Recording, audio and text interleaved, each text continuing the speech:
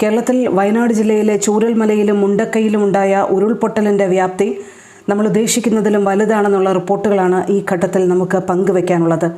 45 പേരുടെ മരണം ഏറെക്കുറെ സ്ഥിരീകരിച്ചു എന്നുള്ള റിപ്പോർട്ടുകളാണ് വന്നിരിക്കുന്നത്. 19 മൃതദേഹങ്ങളാണ് ചാലിയാർ പുഴയിലൂടെ ഒഴുകിയെത്തിയതെന്ന് ഈ റിപ്പോർട്ട് പറയുന്നു. ഇതിൻ്റെ വ്യാപ്തി എത്ര കണ്ട് എന്ന് കണക്കാക്കാൻ പോലും കഴിയാത്ത സ്ഥിതിയാണ് ഇപ്പോഴുള്ളത്. മരണസംഖ്യ കുത്തനെ ഉയരാം എന്നുള്ള റിപ്പോർട്ടുകളും വന്നിരിക്കുന്നു. മേപ്പാടി, മുണ്ടക്കൈ, ചൂരൽമല എന്നിവിടങ്ങളിലാണ് കനത്ത മഴയെ തുടർന്ന് ഇന്ന് രാവിലെ 1 മണിയോടെ ആദ്യ ഉരുൾപൊട്ടലുണ്ടാകുന്നത്. മുണ്ടക്കൈയിലാണ് ആദ്യ ഉരുൾപൊട്ടലുണ്ടാകുന്നത്.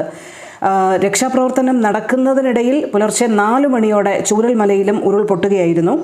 ചൂരൽമല സ്കൂളിന് സമീപമാണ് രണ്ടാമത്തെ ഉരുൾപൊട്ടലുണ്ടായത്. മേഖലയിലെല്ലാം കനത്ത മഴ തുടരുന്ന അവസ്ഥയാണ്.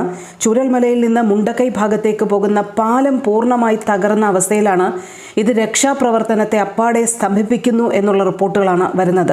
ഇപ്പോൾ കിട്ടുന്ന റിപ്പോർട്ടുകൾ അനുസരിച്ച് ഏകദേശം ഒരു 400ഓളം കുടുംബങ്ങൾ മേഖലയിൽ ഒറ്റപ്പെട്ടിട്ടുണ്ട്, ദുരന്തമുഖത്തുണ്ടെന്നാണ് കരുതുന്നത്. ചൂരൽമല ടൗണിൻ്റെ ഒരു ഭാഗം മുഴുവനും ഈ ഉരുൾപൊട്ടലിൽ ഒലിച്ചുപോയി. വെള്ളാർമല സ്കൂൾ പൂർണ്ണമായും തകർന്നു.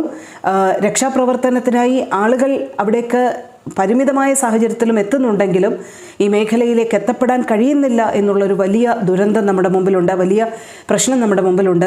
കേരളത്തിൻ്റെയും ലോകത്തിൻ്റെ വിവിധ ഭാഗങ്ങളിലുള്ള പ്രവാസികളുടെയൊക്കെ ശ്രദ്ധ ഇപ്പോൾ വയനാട് ജില്ലയിലേക്കാണ്. വലിയ വ്യാപ്തി കണക്കാക്കാൻ കഴിയാത്തത്ര വലിയ ദുരന്തമാണ് വയനാട് ജില്ലയിൽ ഇപ്പോഴുണ്ടായിരിക്കുന്നതെന്നാണ് നിലവിലെ സ്ഥിതിഗതികൾ നോക്കുമ്പോൾ മനസ്സിലാകുന്നത്.